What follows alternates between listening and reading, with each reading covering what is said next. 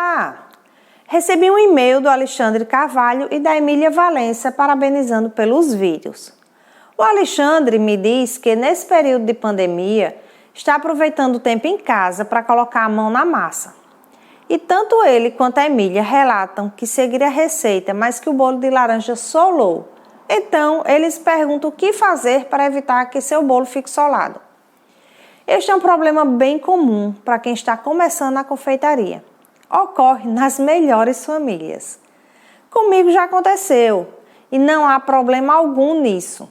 Lógico, você começa a achar que não tem talento para isso, que não tem dom, que não tem mãos boas para fazer bolos, e não é nada disso. Todo mundo consegue fazer bolos bonitos e saborosos, basta ter paciência e prestar atenção nos detalhes. Alguns bolos tendem a crescer mais em relação a outros, e isto é comum. Via de regra, massas amanteigadas são mais densas e não crescem como uma massa mais leve, feita, por exemplo, de pão de ló ou uma massa chiffon. Existem alguns motivos pelos quais um bolo pode solar.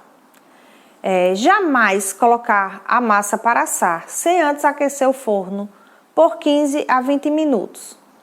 Nos primeiros minutos em que este bolo estiver assando, evite abrir a tampa do forno, porque ao abrir, o forno tende a perder calor. É importante também que os ingredientes estejam em temperatura ambiente.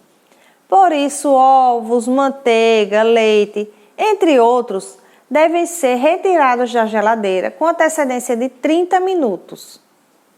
A farinha de trigo e o fermento são adicionados por último. E ao acrescentá-los, bata somente o suficiente para deixar a mistura homogênea.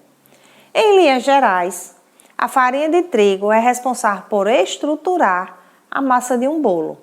As proteínas, ao serem misturadas com os teores líquidos da massa, elas formam pequenas bolsas de glúten, que envolve o gás carbônico liberado no processo de fermentação, não deixando que o gás escape e fazendo com que esse bolo cresça.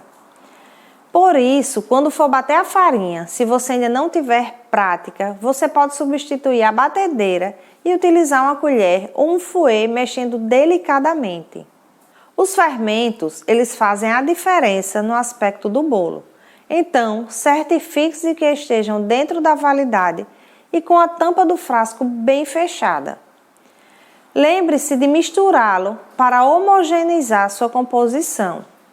Eu sempre faço o teste do fermento antes de usar, colocando uma pitada em um pouquinho de água e observo se ele vai borbulhar. Quando chegar o momento de retirar o bolo do forno, não faça próximo a ventiladores, ar-condicionado, correntes de ar vindas de janelas e portas abertas. Assim, você vai evitar que o seu bolo murche em decorrência de um choque térmico.